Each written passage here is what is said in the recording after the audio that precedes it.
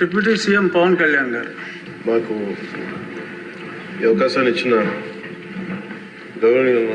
గౌరవనీయుల సభాపతి గారికి కృతజ్ఞతలు తెలియజేసుకుంటాం. గౌరవ ముఖ్యమంత్రి గారికి కూడా నమస్కారాలు తెలియజేసుకుంటాం.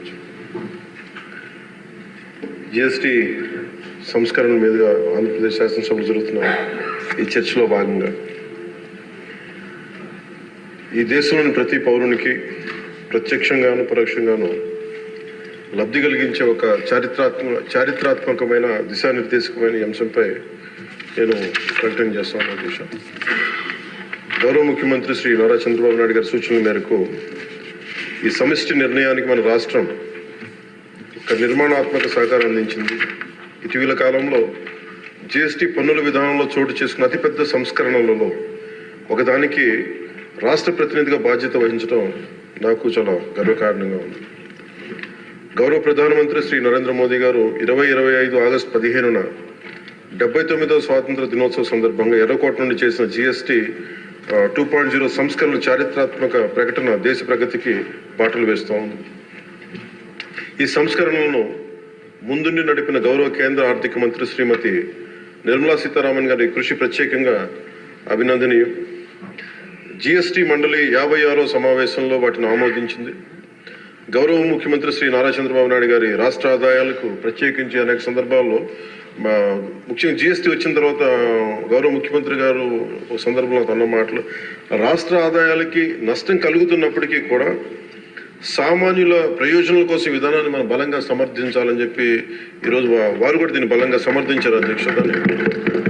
ఎందుకంటే మనకి ఆర్థిక ఆటుపోట్లని చూస్తూ కూడా వచ్చే ఆదాయం తగ్గిపోతున్న జిఎస్టీ సంస్కరణ వల్ల, కానీ దాన్ని ఇంకొకలాగా దాన్ని ఎలా పూడ్చుకోవాలని తెలిసి ఆయన ముందుండి దీన్ని మద్దతు తెలిపినందుకు వారికి నా కృతజ్ఞతలు తెలియజేస్తాను. ఈ చారిత్రాత్మక సంస్కరణలకు మద్దతు తెలిపిన తొలి రాష్ట్రంగా నిలిచింది నారా చంద్రబాబు నాయుడు గారి నాయకత్వంలోని ఆంధ్రప్రదేశ్ ప్రభుత్వం. జిఎస్టీ పన్నుల విధానాన్ని సులభతరం చేయడం ద్వారా సాధారణ ప్రజలకు ప్రత్యక్ష లాభాన్ని చేకూర్చి వ్యాపారులపై పన్నుల భారాన్ని తగ్గించి పన్ను వ్యవస్థలో పారదర్శకతను పెంచుతోంది. ఈ చారిత్రాత్మక సంస్కరణల పన్నుల విధానాన్ని సులభతరం చేసి వ్యాపార పరిశ్రమల అభివృద్ధికి సహకరిస్తుంది. ప్రజల పొదుపును పెంచి కొనుగోలు శక్తిని పెంపొందించడానికి, కొత్త పెట్టుబడులను ఆకర్షించి దేశాన్ని స్థిరమైన వృద్ధి మార్గంలో నిలపడానికి దోహదపడుతుంది. జిఎస్టీ రేట్ల సరళీకరణ ద్వారా ప్రజలు అధికంగా ఉపయోగించే వస్తువులు సేవలకు డిమాండ్ పెంచి ఉత్పత్తిని విస్తరించి కొత్త పెట్టుబడులను ప్రోత్సహిస్తుంది. తద్వారా ఆర్థిక వృద్ధికి దారితీస్తుంది. నిజంగా ప్రజలకి ఆర్థిక వ్యవస్థకి చాలా లాభదాయకమైన సంస్కరణ.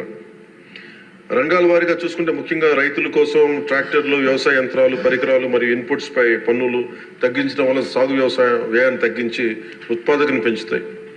తద్వారా గ్రామీణ ప్రాంత ప్రజల ఆదాయాలు పెరుగుతాయి. ఆధునిక సాంకేతిక పరికరాల వినియోగం ప్రోత్సహించడం ద్వారా వ్యవసాయ వృద్ధి మరింత బలపడుతుంది. తక్కువ ఆదాయ కుటుంబాల కోసం పాలు కానీ, పెరుగు కానీ, పన్నీర్ లాంటి నిత్యావసర వస్తువులపై పన్ను 5% నుండి 0% తగ్గించడం ద్వారా రోజువారీ వ్యయాన్ని తగ్గిస్తూ ఉంది. నిత్యావసరాలు నెయ్యి కానీ, వెన్న కానీ, వంట పాత్రలపై పన్ను 12% నుంచి 5% తగ్గించడం కూడా కుటుంబ బడ్జెట్లకి ఇది చాలా ఉపశమనం కలిగిస్తుంది. అలాగే ప్రతి కుటుంబం కోసం ఉండే సబ్బులు కానీ, షాంపూలు కానీ, టూత్ పేస్ట్ వంటి వ్యక్తిగత సంరక్షణ ఉత్పత్తులపై పన్ను 18% నుంచి 18% నుండి 5% పరిమితం చేయడం ద్వారా వాటి ధరలు చాలా గణనీయంగా తగ్గుతాయి. తద్వారా ఆరోగ్యం, వ్యక్తిగత పరిశుభ్రత మెరుగుదల కనపడుతుంది. మధ్యతరగతి కుటుంబాల కోసం కార్లు, ఫ్రిడ్జ్లు, టీవీలు, ఎయిర్ కండిషన్లపై పన్ను 28% నుంచి 18% తగ్గించడం ద్వారా వాటి ధరలు అందుబాటులోకి వచ్చి ప్రజల జీవన ప్రమాణాలు మెరుగుపడతాయి. అలాగే గృహ నిర్మాణానికి సంబంధించి సిమెంట్ పన్నుపై కూడా 28% నుంచి 18% తగ్గించడం ద్వారా గృహ నిర్మాణ వ్యయం తగ్గి సొంత ఇంటికల సాకారం అవుతుంది.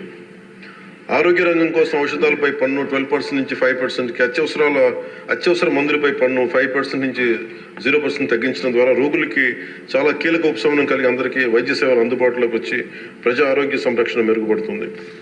ముఖ్యంగా బీమా రంగంలో జీవిత ఆరోగ్య బీమాపై పన్నుని 0%కి తగ్గించడం ద్వారా మరిన్ని కుటుంబాలు బీమా పొంది వారి జీవన ప్రమాణాలు మెరుగుపడితే వాళ్ళకి ఒక భరోసా ఇస్తుంది. ముఖ్యంగా ఎంఎస్సీల కోసం వ్యాపార ఉత్పత్తులు, మధ్యవర్తిత్వ సేవలపై పన్ను సరళీకరణ ద్వారా ఖర్చులను తగ్గించి పోటీ వాతావరణాన్ని పెంచుతూ ఉంది. త్వరితగతిన వెంటనే రీఫండ్ ద్వారా వ్యాపారులకు సమయానికి డబ్బు అందుబాటులో ఉండే వ్యాపారం ఎగుమతులు ఉపాధి అవకాశాలు పెరుగుతాయి. విద్యారంగం కోసం విద్యారంగానికి సంబంధించిన వస్తువులపై తక్కువ పన్నులు విద్యను మరింత అందుబాటులోకి తెస్తాయి. GST 2.0తో భరోసా. ఈ సంస్కరణ ద్వారా ప్రజల చేతిలో ఉండే సంపద మరింత పెరిగి వస్తువుల వినియోగం పెరగడంతో పాటు నూతన పెట్టుబడులకు ప్రోత్సాహం లభిస్తుంది. తద్వారా ఆదాయ సేకరణ పెరుగుతుంది. వాణిజ్య పరిశ్రమలకి సంబంధించి GST సంస్కరణ విజయవంతమైన అమలు సహకరించిన అన్ని వాణిజ్య సంస్థలు, వ్యాపార సంఘాలు, పరిశ్రమ సంఘాలకు ఆంధ్రప్రదేశ్ శాసనసభ హృదయపూర్వక కృతజ్ఞతలు తెలుపుతోంది. ప్రజలకు లబ్ధి చేరేలా చేసిన ఈ భాగస్వామ్యం సమగ్ర వృద్ధిలో సాధనలో కీలకం.